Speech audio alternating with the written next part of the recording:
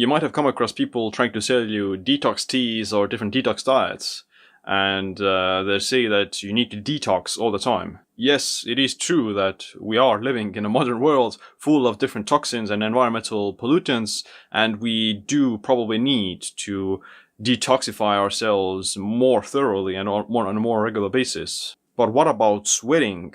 Does sweating help with detox? Check out this video about how saunas and heat affect detoxification processes.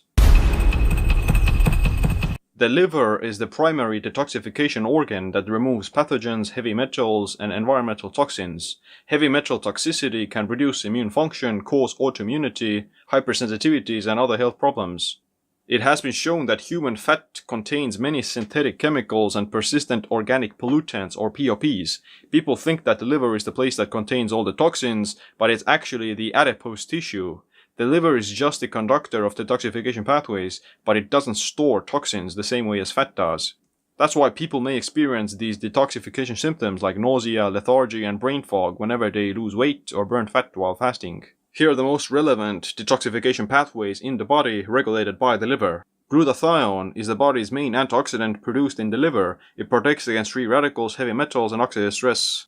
Compared to other antioxidants like vitamin C, the body regulates glutathione based on necessity and coordinates it with the immune system.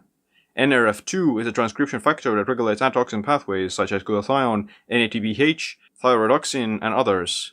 Autophagy is the process of cellular turnover. It is involved in the elimination of infectious particles, broken cell particles, and dysfunctional organelles. Losing fat itself or having a liver isn't going to guarantee that you eliminate all these toxins, because if you release them from the adipose tissue, from the fat stores, into the bloodstream, then you can just mobilize them and you can still reabsorb those same toxins without burning them off or without excreting them. So it is important to also make sure that you not only mobilize those toxins, but you also excrete them. Fortunately, you can eliminate toxins via sweat. A 2012 study found that induced sweating appears to be a potential method for elimination of many toxic elements from the human body. Sweating has been used to treat uremia, or the accumulation of toxins in the blood of kidney disease patients. Humans sweat for thermoregulation, but it apparently also helps to excrete different substances.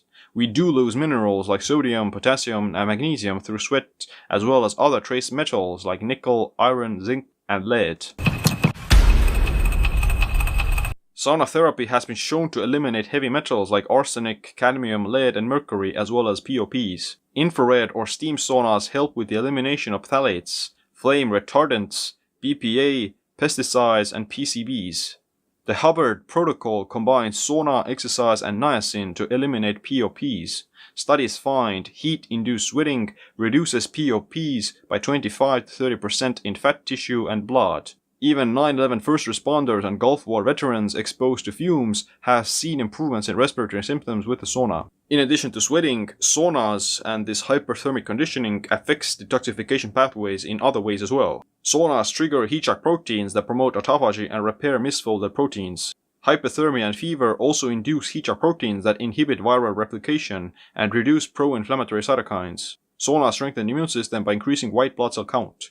Saunas can improve toxic and induced health problems because of stimulating the lymphatic system and flushing out the toxins. Heat exposure is known for increasing nitric oxide, or NO. NO is a transient gas and signaling molecule that supports cardiovascular function and blood flow. It can support the mobilization and excretion of various substances during sweating. Heat shock induces antioxidant defenses, such as peroxyrhodopsin, glutathione, and glucose 6-phosphate. You can also create hypothermia and sweating with exercise. Physical exercise raises heat shock proteins and promotes detox pathways like glutathione, autophagy, and NRF2. Wow! Taking a regular sauna is one of the best things for your health, and it also has a pretty profound effect on keeping your system clean, so to say, and supporting these detoxification pathways. But it doesn't mean that you have to take a sauna. Any form of sweating is going to have a similar effect. Like, you can sweat with exercise, or you can sweat through other means, and that will help to excrete some of the toxins.